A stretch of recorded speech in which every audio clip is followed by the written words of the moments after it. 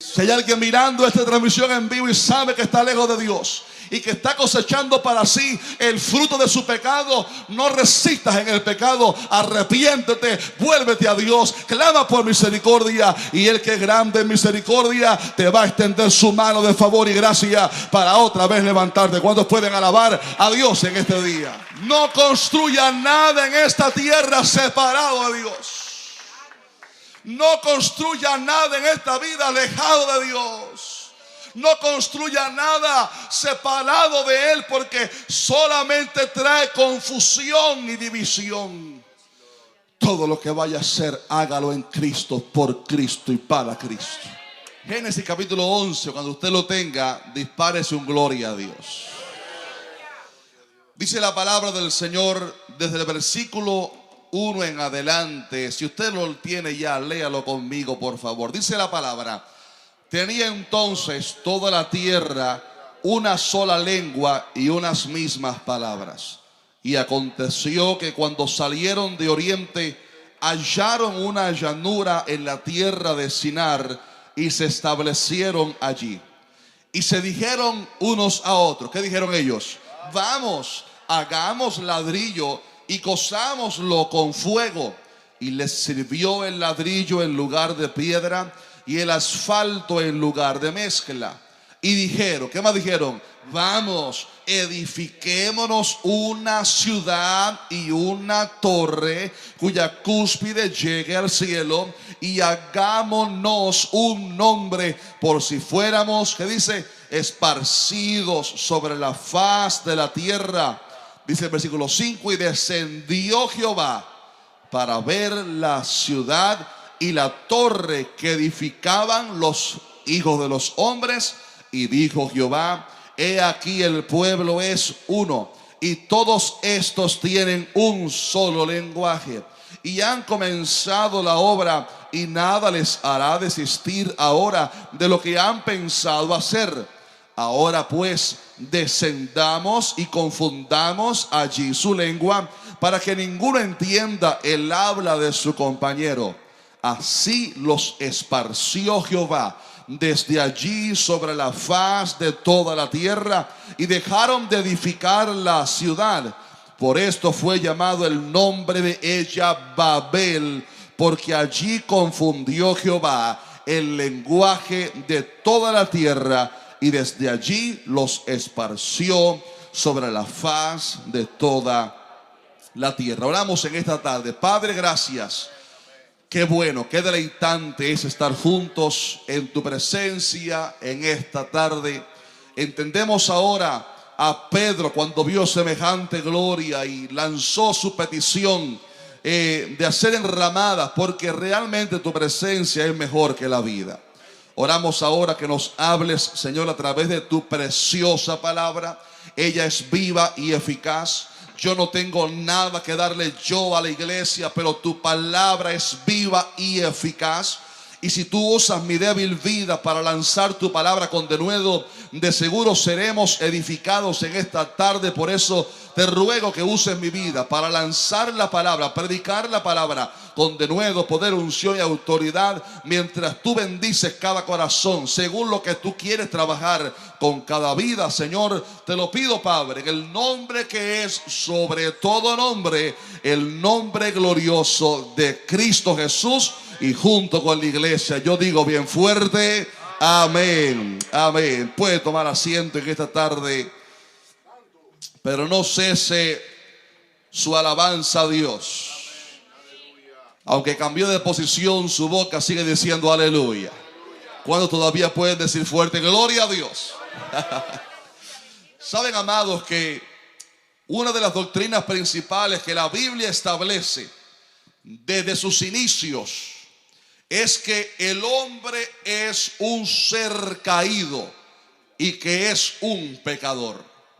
La palabra enseña en Romanos 3:23 que por cuanto todos pecaron, están destituidos de la gloria de Dios.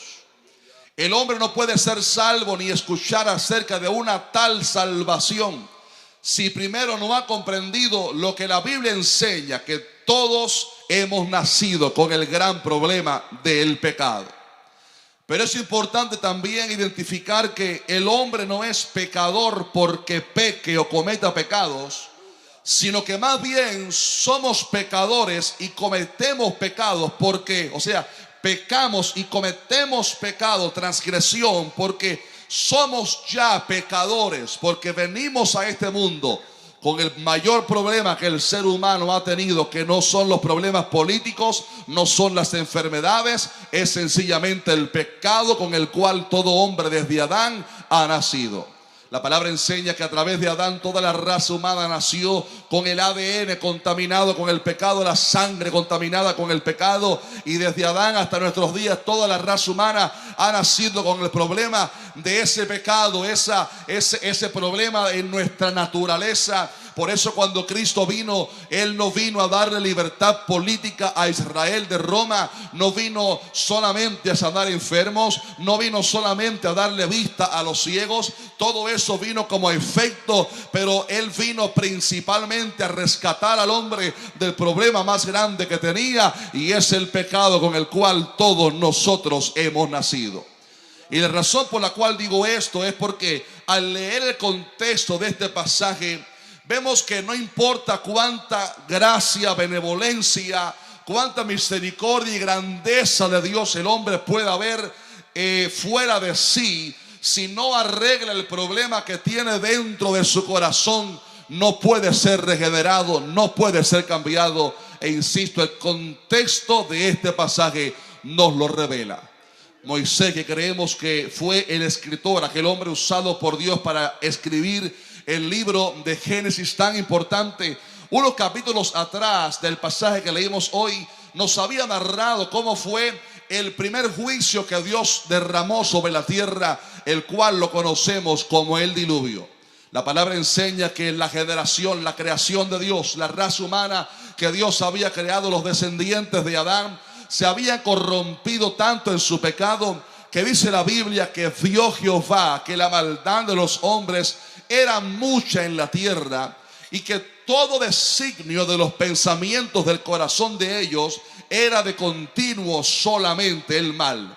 Qué triste para Dios ver que lo que Él había formado, lo que Él había creado, aquello en lo cual Él había soplado aliento de vida después de formar al hombre del polvo de la tierra, se había desviado de su creador, se había desviado del Dios que le dio la vida. Y el hombre se había pervertido a tal nivel que la Biblia dice, uno de los versículos más tristes de toda la Biblia, que se arrepintió Jehová de haber hecho hombre en la tierra, y dice que le dolió en su corazón, y entonces Dios dictó sentencia y dijo: raeré de sobre la faz de la tierra a los hombres que he creado, desde el hombre hasta la bestia y hasta el reptil y las aves del cielo, pues me arrepiento de haberlos hecho. Qué pasaje tan triste, que el Dios creador de todo, aquel que había dicho al final de su obra es bueno, dice la Biblia que Él dijo es bueno en gran manera, vio la humanidad que Él había creado para señorear sobre toda la tierra, y se había pervertido a tal nivel que Dios no solamente se dolió en su corazón, sino que también determinó destruir toda aquella creación que Él había hecho. Sin embargo, la Biblia dice: pero Noé halló gracia ante los ojos de Jehová. ¿Cuántos pueden alabar a Dios por eso en este día? Noé halló gracia ante los ojos de Jehová. Y sabes que la razón por la cual ese versículo es tan importante y trascendental es que aunque Dios no tenía que salvar a nadie, aunque Dios no tenía que salvar a Noé y a su familia, aún así Dios en su misericordia tuvo el favor para con Noé y salvó a Noé, a su esposa, a sus 3 hijos y a sus 3 nueras, para así extenderle su misericordia y reservarse un remanente. Porque si algo me enseña a mí la Biblia, y que algo Dios le enseñó al profeta Elías, es que Dios siempre tiene un remanente. ¿Dónde está el remanente de Dios en esta mañana? Aleluya. Aquel remanente fiel, salvado por gracia, aquel remanente que vive fiel a Dios. Y Dios tuvo misericordia de darle guianza a Noé para construir un arca, para que cuando descendiera el diluvio, él, su esposa, sus 3 hijos y 3 nueras fueran salvos de aquel juicio celestial, aquel juicio divino sobre la raza humana.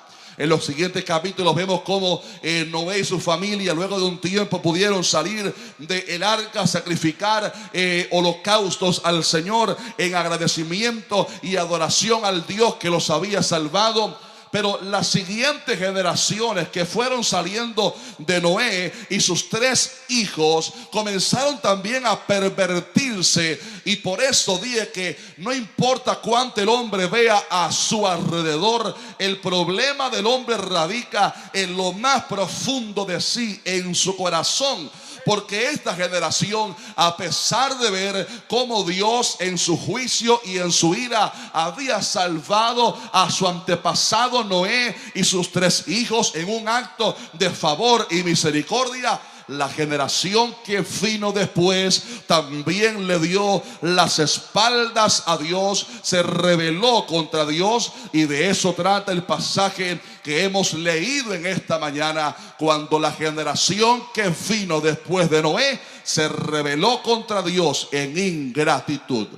Hay algunos detalles que este pasaje enseña que quiero estudiarlos brevemente con ustedes en esta mañana o en esta tarde. Y lo primero que quiero mirar con ustedes en el pasaje es la razón por la cual Dios se airó, se irritó tanto contra aquel plan que tenían estas personas. O sea, cuáles pecados cometieron estas personas que se nos narra en el capítulo 11, que hizo caer o descender la ira de Dios sobre ellos.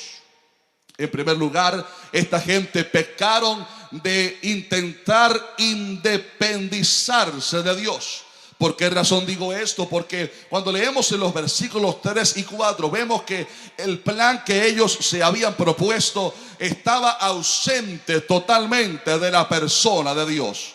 En el versículo 3 ellos dijeron: vamos, hagamos ladrillo y cozámoslo con fuego. Puede subrayarlo en su Biblia si la tiene ahí. Luego en el versículo 4 también dijeron: edifiquémonos una ciudad y una torre. Y cuando usted ve las palabras de ellos, ve el humanismo en sus palabras, hablando ellos sobre hacer ellos por ellos, en sus medios y para ellos. Dijeron: vamos a hacernos ladrillo, vamos a edificarnos nosotros y para nosotros una ciudad y una torre. Y note que la palabra Dios no aparece en su diálogo, porque lo que ellos querían hacer era independizarse completamente de su creador, del que les había dado la vida y de aquel que les había preservado la vida a ellos también, al haber salvado a Noé y a su familia. Y aquí vemos una de las primeras veces en la historia donde aparece el humanismo, el hombre intentando independizarse de su creador. Yo recuerdo hace años atrás, cuando estudiaba aquí en Miami, en la universidad, que una de las asignaturas que me tocó tomar por obligación fue la filosofía. Y qué difícil para un cristiano, un joven educado en el camino del Señor, tener que sentarse 1 hora y media a escuchar la plática de un profesor ateo, enseñando toda la diversidad de filosofías que van en contra de Dios, como el materialismo, distintas cosas. Pero también una de las clases trató sobre el humanismo, y se trata de una filosofía que enfatiza la autonomía, libertad y capacidad del hombre independientemente de Dios. El humanismo es resaltar la figura humana, el poder humano. Fue lo que hizo Nabucodonosor. Él dijo: no es esta la gran Babilonia que yo he edificado, no es esta la gran ciudad que yo he creado. El humanismo resalta al hombre y hace que el hombre se levante por encima de Dios y se sienta independiente de Dios. Según la historia, según la filosofía, este movimiento filosófico comenzó en Europa cerca de los años entre 1400 y 1600. Pero la gran verdad es que, según la Biblia, el humanismo comenzó mucho antes, cuando la serpiente con su astucia engañó a Eva y le hizo una propuesta cuando le dijo: el día que comas del fruto de este árbol, no solamente vuestros ojos serán abiertos, sino que ustedes van a ser como Dios. Hasta ese momento el hombre creado por Dios era guiado directamente por él. Qué grande era que Dios mismo se paseaba, mi hermano, por el huerto del Edén, y el hombre podía hablar con Dios. Había comunión, había paz, había guianza. Dios guiaba a Adán y a Eva, pero Satanás vino con una propuesta para que el hombre se independizara de Dios, y la serpiente le dijo: come del fruto porque van a ser ustedes como Dios. En el pasaje que hemos leído hoy acerca de la Torre de Babel, vemos al hombre infectado con ese pensamiento, infectado con la mordida de la serpiente, la mordida del pecado con el cual, insisto, todo hombre ha nacido, intentando hacer aquello que la serpiente le había propuesto, intentando independizarse de Dios, intentando hacer una torre para independizarse de Dios, y a Dios no lo tenían en cuenta. Pero la Biblia enseña que separados de Dios nada podemos hacer. La Biblia enseña que fuimos creados para tener comunión con Dios. La Biblia enseña que fuimos diseñados para depender totalmente de Dios. De hecho, la palabra hombre en el griego significa textualmente el que mira hacia arriba. Porque el hombre no fue creado para ser independiente de Dios. El hombre fue creado para ser dependiente de Dios. Oír la voz de Dios, dejarse guiar por Dios, caminar según lo que Dios le indique. ¿Cuántos pueden alabar a Dios por eso en este día? Caminar siendo guiados por Dios, dependiendo constantemente de Dios. Pero esta generación quiso, en primer lugar, independizarse completamente de Dios. Mi hermano querido, intentar caminar en nuestros caminos es un fracaso asegurado. Una vez Dios le dijo a Israel: Israel, me dejaste a mí, Israel me dejó a mí, dijo Dios, fuente de agua viva, y cavaron para sí cisternas rotas que no retienen agua. ¿Ha visto usted sistemas políticos que niegan a Dios? ¿Ha visto usted sistemas políticos, se recuerda, que niegan a Dios y que se hacen independientes de Dios?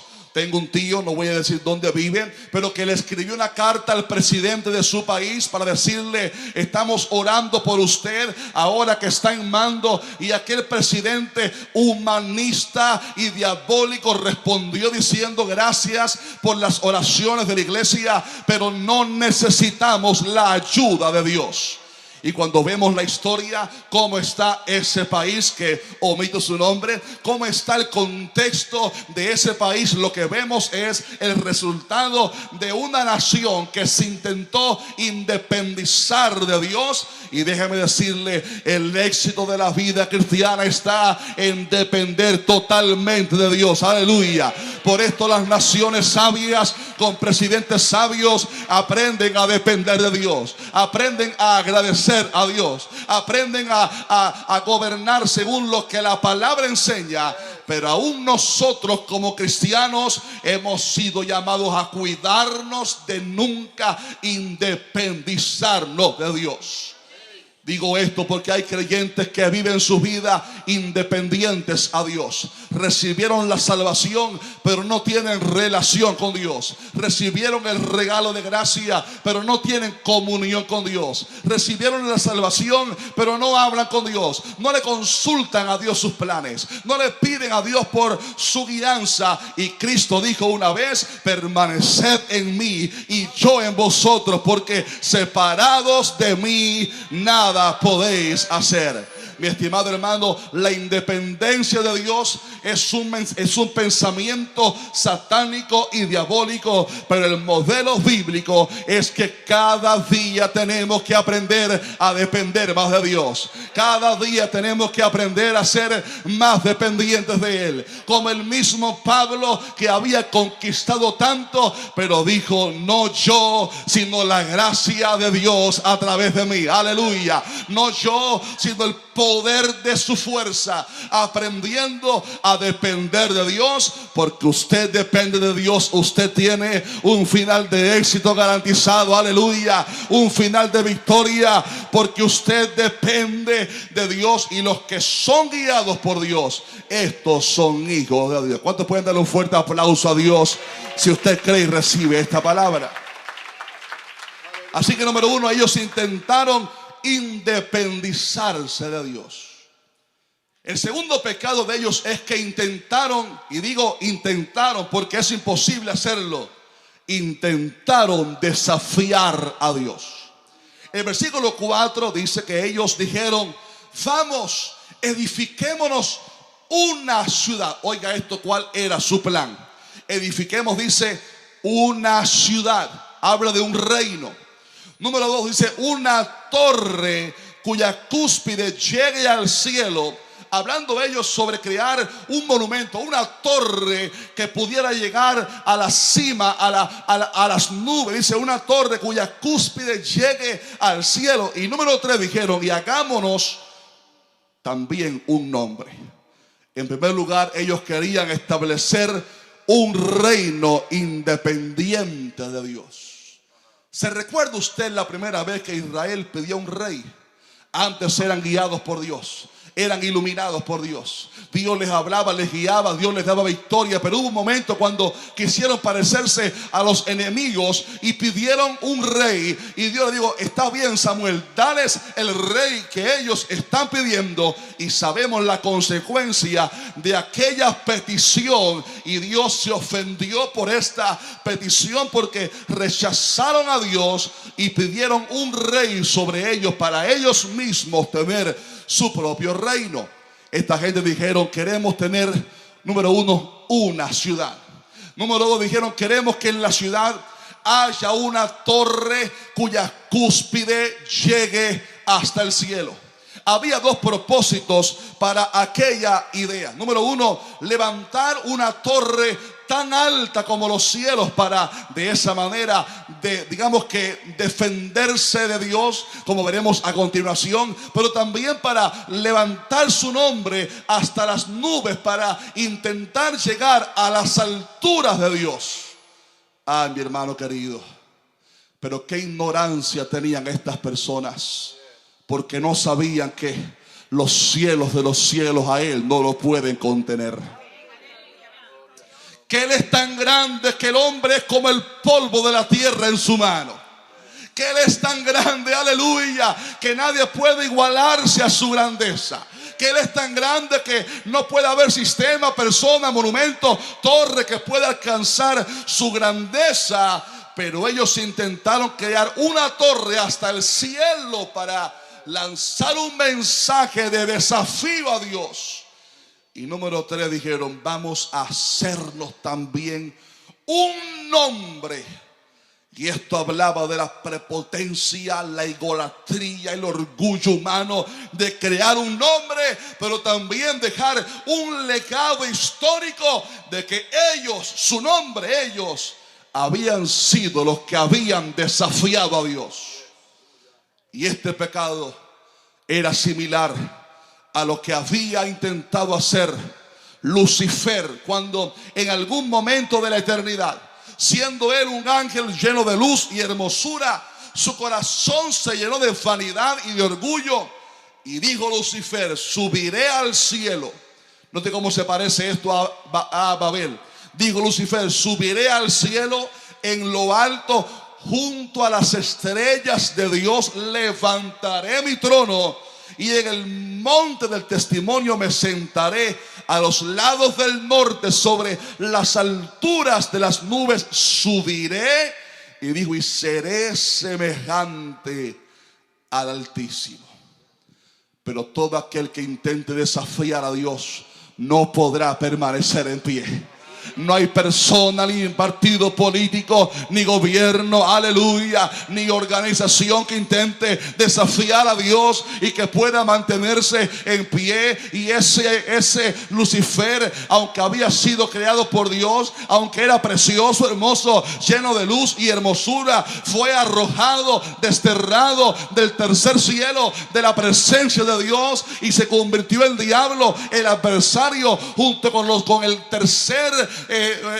tercio de ángeles que también se habían rebelado con él. Dejaron de ser ángeles de Dios y se convirtieron en demonios de oscuridad por haber intentado desafiar a Dios. Los líderes de las naciones tienen que saber que aunque aprueban leyes que desafían a Dios, nadie puede desafiarlo y permanecer en pie. Pero qué bueno que hay sabios en esta mañana que han obedecido lo que la palabra dice. Humillaos pues bajo la poderosa mano de Dios, y Él los exaltará cuando fuere tiempo. ¿Cuántos pueden alabar a Dios en este día? Humillaos pues bajo la poderosa mano de Dios. Gente que ha entendido que hay uno solo que es grande. ¿Cuántos lo dicen? Hay uno solo que es poderoso. Hay uno solo que está sentado sobre todos los reinos del mundo. Hay uno solo que tiene un nombre sobre todo nombre, el nombre de Jesucristo. Y ante ese nombre, el diablo, los demonios, los reyes, los dictadores, los gobernadores, los políticos, toda rodilla se doblará y toda lengua lo confesará, que Jesucristo es el Señor, para la gloria de Dios Padre. ¿Cuántos pueden alabar a Dios en esta tarde? Me da gracia y tristeza a la vez con la gente que intenta levantarse en contra de Dios. Esta gente lo intentó y fracasó. Pero su tercer pecado y último es que se rebelaron contra Dios. O sea, había rebeldía en el corazón de ellos. La rebeldía es cuando Dios trata de cambiarte, pero la persona se endurece en su corazón y muestra corazón rebelde ante Dios. Note que ellos dijeron: vamos, edifiquémonos una ciudad y una torre, dice, cuya cúspide llega al cielo, y hagámonos un nombre. Y mire cuál es su motivación: por si fuéramos esparcidos sobre la faz de la tierra.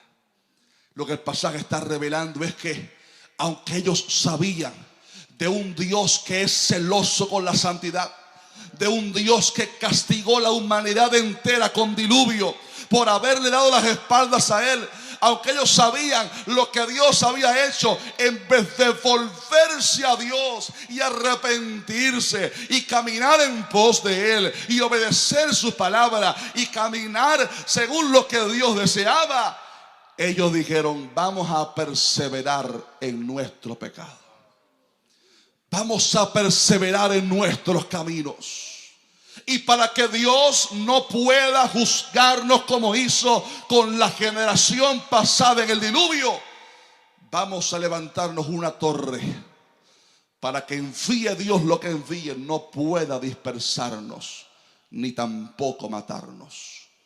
Y esto era un acto de rebeldía contra Dios, porque en vez de doblegar su corazón para buscar a Dios y caminar en pos de Él, esta generación se rebeló contra Él. Y digo, no importa lo que tú pienses, vamos a levantarnos, vamos a edificar, vamos a levantar una torre. Y aunque intentes Dios juzgarnos y castigarnos, no podrás, porque tendremos una torre alta y un nombre alto. Pero cuán equivocados estaban.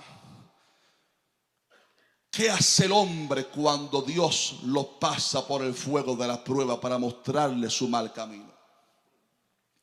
Hay veces Dios envía las crisis porque son parte de lo que significa crecer en la fe. Es parte del crecimiento espiritual. Hay procesos permitidos por Dios para hacernos crecer en nuestra fe.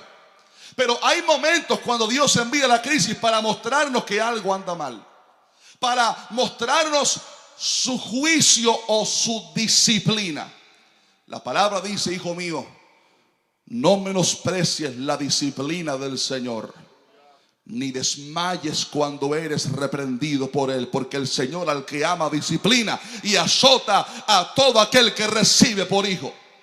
Dios no deseaba eliminar aquella generación. Él amaba al ser humano. Él amaba su creación, pero tuvo que intervenir porque el hombre le había dado las espaldas y esta generación sabía del diluvio, pero aún así no se habían arrepentido y quisieron permanecer en el pecado.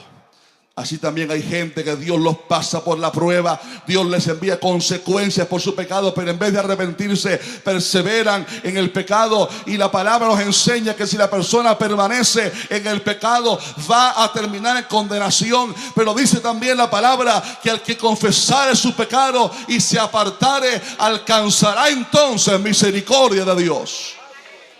Si hay alguien mirando esta transmisión en vivo y sabe que está lejos de Dios y que está cosechando para sí el fruto de su pecado, no resistas en el pecado, arrepiéntete, vuélvete a Dios, clama por misericordia, y el que es grande en misericordia te va a extender su mano de favor y gracia para otra vez levantarte. ¿Cuántos pueden alabar a Dios en este día? Esos fueron los pecados de esta generación.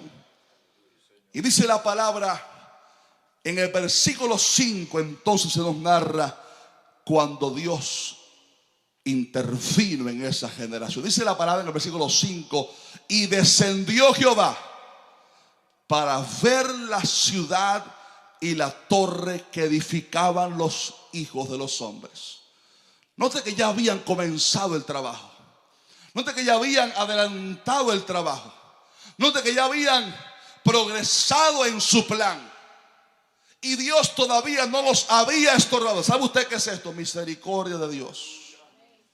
La palabra en Romanos, el apóstol Pablo, inspirado por el Espíritu Santo, dice: hombre impío, ¿no te das cuenta que su gracia te conduce al arrepentimiento? Pero por tu corazón endurecido atesoras para ti ira en el día del castigo. No te comen en Apocalipsis a una de las iglesias. Dios le dice: tengo en contra de ti que toleras a esa mujer Jezabel que seduzca a mis siervos. Y dice Dios: y le he dado tiempo para que se arrepienta, pero no quiere. Y dice Dios: por lo tanto la arrojo en cama y a sus hijos también con ella. Dios le da chance al ser humano. Dios le da tiempo al ser humano, no queriendo que ninguno se pierda, sino que todos procedan al arrepentimiento. Pero llega un momento cuando Dios se inclina a ver cómo está nuestra vida. ¿Se ha arrepentido? ¿Se ha vuelto a mí? Dice la palabra que miró Dios sobre los hijos de los hombres para ver si había algún entendido que buscara a Dios. Esto es un lenguaje maravilloso que la Biblia enseña. Dios mirando, no es que tengan que inclinarse para ver, Él es omnisciente, Él todo lo sabe, pero habla de un lenguaje acerca de cómo Dios miró a ver cómo iba su obra. Habían desistido o habían permanecido obstinados en su pecado, y Jehová miró la torre y dice: han continuado y no van a desistir. Y entonces dice el versículo 7 que Jehová dijo, oiga esto: ahora pues descendamos. Aquí hablando una vez más el Dios Elohim, el Dios plural, el Dios trino, que en el principio dijo: hagamos al hombre conforme a nuestra imagen y conforme a nuestra semejanza. El Padre, el Hijo y el Espíritu Santo hablando entre sí, y dijeron: descendamos y confundamos allí su lengua. Y esta palabra que dijo Dios, descendamos, habla de algo que la Biblia enseña, y es cuando Dios se para de su trono para actuar y dictar sentencia. Él está sentado en su trono. Él está sentado en el trono y nadie lo puede mover. Hay un himno muy antiguo que dice: resucitó, resucitó, no hay enemigo, como dice, y ya no hay nada que lo pueda vencer. no hay enemigo que lo pueda destruir. O sea, Él está sentado y de ahí nadie lo puede mover. Pero cuando Dios se para de su trono, abróchese los cinturones, que Dios va a dictar sentencia. Dice Isaías 2:19, hablando de los impíos, dice: se meterán en las cavernas de las peñas y en las aberturas de la tierra por la presencia temible de Jehová y por el resplandor de su majestad, cuando Él se levante para castigar la tierra. Cuando Dios se para de su trono es para dictar sentencia. Dice la Biblia que en Apocalipsis llegará un momento en la gran tribulación cuando habrá silencio en el cielo por media hora, porque Dios se habrá parado de su trono para dictar sentencia. Y descendió Dios, y aquí vino la sentencia. Dios hizo dos cosas. Primero, trajo confusión. Dice Dios: descendamos y confundamos sus lenguas. Por esto hay distintos idiomas hoy en día. Estaban todos, doctor, preparando los ladrillos, y de pronto uno le dice al otro: pásame 5 ladrillos. Y lo que el otro escuchó fue: dijo, ¿cómo? Que Jimayi Pima Shima Joma. ¿Qué fue lo que dijo este? Y no lo entendieron. Y el otro empezó a hablar por allá francés. Bonjour, bonsoir, ¿cómo ça va? Ça va bien, merci beaucoup. ¿Cómo tú t'appelles? Yo me appelle Jaciel. Y dice: ¿y este que está hablando? Y el otro empezó por allá también a hablar cubano, que también es un idioma distinto que el español. El otro: oye, chico, que pásame el ladrillo. Oye, que no te entiendo, hombre. Y hubo confusión. Primera vez en la historia que no hablaban un solo idioma. Y allí no había Google Translator, allí no había inteligencia artificial, allí no había nada de que dile que tengo hambre. Nada de aquello. Dios trajo confusión. ¿Sabe usted por qué? Porque la confusión es uno de los efectos del pecado y de darle las espaldas a Dios. Dijo Dios en Jeremías 7:19: me provocarán ellos a ira, dice Jehová. Y pregunta a Dios mismo, dice: ¿no obran más bien ellos mismos para su propia confusión? Por esto el que está alejado de Dios, usted lo mira y camina en oscuridad, camina en confusión. La gente religiosa, dijo Pablo, palpando a ciegas, caminan en confusión, pero no llegan a Dios. Y que si San Lázaro, si la Virgen María, que si fulanita, y que Sancho Panza, que por favor Sancho Panza decide por nosotros, y que fulano y tal, y caminan en confusión, en oscuridad, porque caminar lejos de la palabra de Dios trae confusión. Y Dios trajo confusión, pero también Dios los esparció por toda la tierra. Con razón Jesucristo dijo: cualquiera pues que edifique, va a edificar una casa, lo voy a comparar con un hombre. Cualquiera que escucha mis palabras y no las hace, le compara a un hombre que edificó su casa sobre arena, y vinieron las tormentas, los ríos, y dieron con ímpetu contra la casa y cayó. Pero cualquiera que oye mis palabras, dijo Cristo, lo compararé a un hombre que edificó su casa sobre la roca.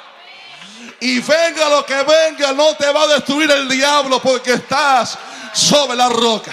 Venga lo que venga, no te va a poder destruir el diablo, porque estás parado sobre una roca inconmovible, firme, aleluya, que es Cristo Jesús. ¿Cuántos pueden alabar a Dios conmigo en este día? Su mejor aplauso a Dios. No construya nada en esta tierra separado de Dios. No construya nada en esta vida alejado de Dios. No construya nada separado de Él, porque solamente trae confusión y división. Todo lo que vaya a hacer, hágalo en Cristo, por Cristo y para Cristo. Esta es la historia de Babel. Pero cuando leemos la Biblia a través de sus páginas, vemos el mismo espíritu de Babel manifestándose en diversos tiempos. Babel es Babilonia. Donde mismo estaba Babel, se levantó Nabucodonosor con el mismo espíritu de Babel, diciendo: no es esta la gran Babilonia que yo he edificado. Y en Apocalipsis, la Biblia habla también acerca de una Babilonia. No en la misma geografía, pero una Babilonia espiritual y simbólica que representa la iglesia apóstata, la religión apóstata impía, que será un gobierno, una ciudad en el tiempo del fin, y que el anticristo lo usará para manifestar su nombre a las naciones. Y así como en Babel el humanismo se levantó, también la palabra enseña que el anticristo se va a levantar bajo el lema del humanismo. Dice la palabra que él pondrá su nombre como la moneda nacional. Dice: nadie podrá comprar ni vender sin el que tuviese la marca o el nombre de la bestia. Note cómo en Babel intentaron levantar un nombre. El anticristo también levantará su propio nombre y lo va a poner como la moneda de comercio del momento. Dice: nadie podrá comprar ni vender sino el que tenga la marca o el nombre de la bestia o el número de su nombre. Y dice que el número de su nombre es 666. 666. El 6 en la Biblia es tipo del hombre, repetido 3 veces, diciendo: no queremos al Padre, no queremos al Hijo, no queremos al Espíritu Santo, queremos y confiamos en el hombre y nada más que el hombre. El mensaje humanista del anticristo, proclamándose él como rey, como Señor. En Babel intentaron desafiar a Dios, y el anticristo también intentará desafiar a Dios, porque dice la palabra que él se opone y se levanta contra todo lo que se llama Dios o es objeto de culto, tanto que se sienta en el templo de Dios haciéndose pasar por Dios, provocando la ira de Dios. Y así como en Babel se intentó levantar una ciudad y una torre, también el anticristo se respaldará en la Babilonia profética. Según la historia, Babilonia, la de Babel, fue la cuna del paganismo.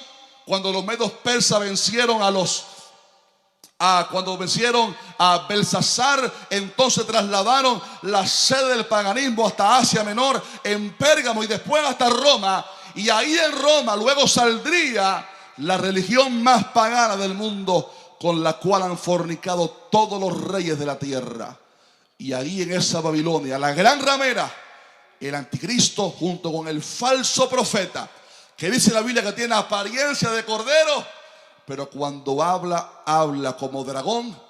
Desde ahí se predicará un mensaje humanista, diabólico y ofensivo a Dios, para levantar al anticristo y mostrar también su rebeldía, porque así como en Babel hubo rebeldía contra Dios, también en la gran tribulación habrá tal rebeldía que dice la palabra que Dios enviará juicios. Pero dice la Biblia: los hombres que no fueron muertos con estas plagas, dice, ni aún así se arrepintieron de las obras de sus manos. Rebeldía contra Dios. Ni siquiera el anticristo y sus líderes se van a arrepentir, porque dice la palabra que el quinto ángel, Apocalipsis 16, derramó su copa sobre el trono de la bestia y su reino se cubrió de tinieblas y mordían de dolor sus lenguas. Pero no se arrepintieron, sino que dice, blasfemaron contra el Dios del cielo por sus dolores y por sus úlceras, y no se arrepintieron de sus obras. Nota el mismo espíritu de Babel siendo representado a través de la historia hasta el tiempo del fin. Pero tengo noticias. Así como en Babel Dios descendió y trajo sentencia, Así también la palabra enseña que al final de los 7 años, una vez que el anticristo se haya levantado contra Dios, haya proclamado su mensaje, dice el apóstol Juan en el capítulo 19, entonces vi el cielo abierto y he aquí un caballo blanco, y el que lo montaba se llamaba Fiel y Verdadero. ¿Lo conoce el monte de Sión? ¿Lo conoce usted? Aleluya. El que lo montaba se llamaba Fiel y Verdadero, y con justicia juzga y pelea. Sus ojos eran como llamas de fuego, y había en su cabeza muchas diademas. Aleluya. Porque Él es rey de muchos reinos. Todos los reinos se someten ante Él. Y tenía un nombre escrito que ninguno conocía sino Él mismo. Y estaba vestido de una ropa teñida en sangre. Y su nombre es no el de Babel, no el de Nabucodonosor, no el del anticristo. Su nombre es el Verbo de Dios. Y ante ese nombre los demonios se tienen que sujetar. Y ante ese nombre, aleluya, la enfermedad se tiene que sujetar. Aleluya. Ante ese nombre poderoso, todos los reinos del mundo tienen que humillarse. Oh, y el anticristo congregará los ejércitos para pelear, pero el Cordero los vencerá. Y vendrá Cristo en victoria. Y dice Apocalipsis 17, pelearán contra el Cordero y el Cordero los vencerá. Porque Él, levante la mano conmigo y dice, mire, porque Él es Señor de señores y Rey de reyes. Y los que están con Él, y los que están con Él, dígase, mire, y los que están con Él son llamados elegidos y fieles. Que Dios te bendiga en esta tarde. Que Dios te bendiga vencedor. Que Dios te bendiga victorioso. Aquellos que tienen a Cristo, aquellos que exaltan a Cristo, aquellos que tienen el nombre de Cristo, aquellos que han puesto la confianza en Cristo, aquellos que levantan no su nombre sino el nombre de Cristo. Aleluya. Levante las manos y adora a Cristo, por favor. Sobre todo, yes. Come on. Tu nombre, everybody, come on. Tu nombre es más alto, su tu nombre es más grande, yes. Tu nombre sobre todo sean tronos, dominios, poderes y reinos. Tu nombre sobre todo. Vamos una vez más. Tu nombre es más alto, tu nombre es más grande, tu nombre sobre todo es santo, llama la creación, santo, exaltado Dios.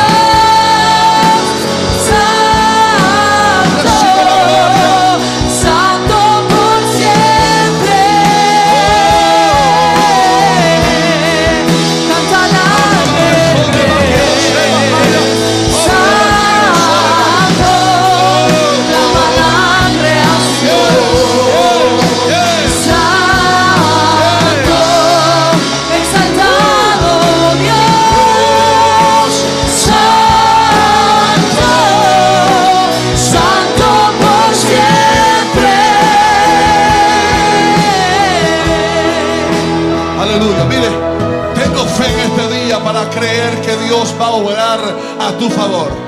Por el nombre de Cristo, si estás enfermo, hoy serás sanado. Por el nombre de Cristo, si estás atado, hoy serás libre.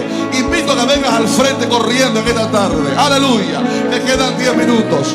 Ven al frente en este día por tu problema, por tu necesidad. necesidad, sea lo que sea, ven al frente en este día. Dios va a obrar a tu favor. Cristo Jesús te va a dar la victoria. Cristo va a romper las cadenas. Ven por un familiar, ven por un amigo. Hoy Dios se va a levantar a tu favor. Hoy Dios, aleluya, va a levantarse contra tus enemigos. Hoy se abren las puertas, hoy se rompen cadenas. Aleluya. Pastores presentes, ayúdenme orando, por favor. Los pastores presentes, ayúdenme orando por la congregación. Ven en la fe, en el nombre de Cristo. Es más grande, tu nombre sobre todo es. Sean tronos, dominios, poderes y reinos, tu nombre sobre todo es. Cantan ángeles, santo, clama la creación.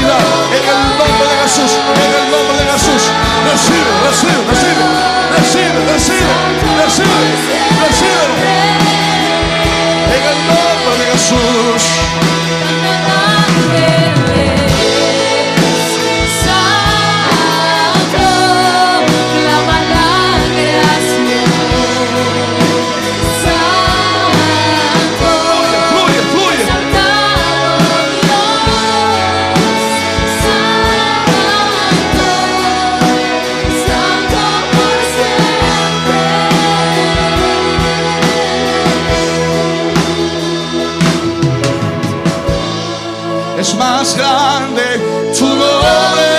Es más alto tu nombre. En el nombre de Jesús. Sobre todo es. Levante la mano los enfermos, los enfermos, los enfermos. Padre, en el nombre de Jesús. En el nombre de Jesús.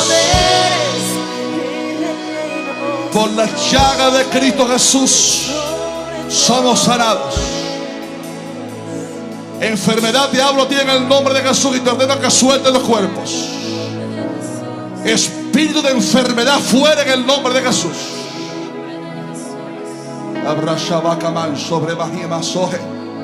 En el nombre de Jesús. Se seca el cáncer. Se seca la enfermedad. No te sobrevendrá mal ni plaga tocará tu morada. En el nombre de Jesús. Cuerpos enfermos reciban sanidad. Reciban sanidad.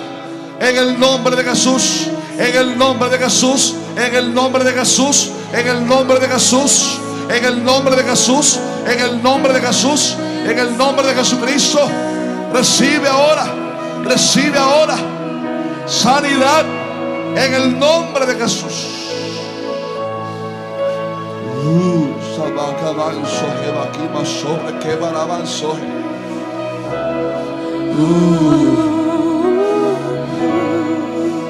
Algo está pasando. Los cielos se están abriendo, ángeles están cantando y los demonios están huyendo. No hay enfermedad, no hay cautividad. ¿Dónde está el Espíritu de Dios? Allí hay libertad. Algo está pasando, los cielos se están abriendo, ángeles están cantando y los demonios están huyendo. No hay enfermedad, no hay cautividad. ¿Dónde está el Espíritu de Dios? Allí hay libertad, allí hay libertad, allí hay libertad, allí hay libertad, allí hay libertad, allí hay libertad, allí hay libertad, allí hay libertad, y su gloria está en este lugar. Se mueve y me mueve más. Su gloria está en este lugar. Se mueve y me mueve más.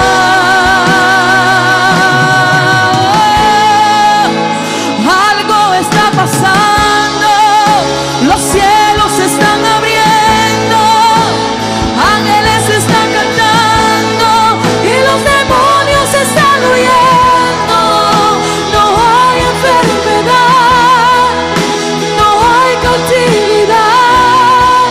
¿Dónde está el Espíritu de Dios? Aquí hay libertad, libertad. Aquí hay libertad, aquí hay libertad, aquí hay libertad, aquí hay libertad, aquí hay libertad, aquí hay libertad.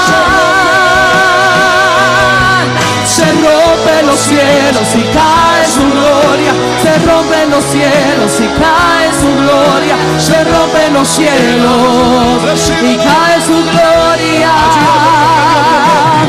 Se rompen los cielos y cae su gloria, se rompen los cielos y cae su gloria, se rompen los cielos y cae su gloria, cae su gloria, cae su gloria.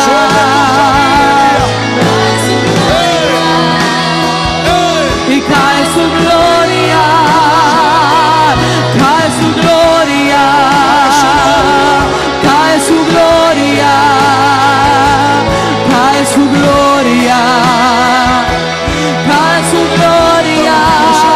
Haz llover en medio nuestro,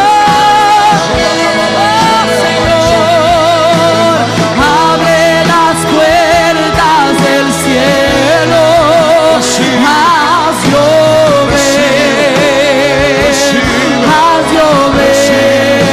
haz llover, abre las puertas del cielo. Se rompen los cielos y cae su gloria, se rompen los cielos y cae su gloria, se rompen los cielos y cae su gloria.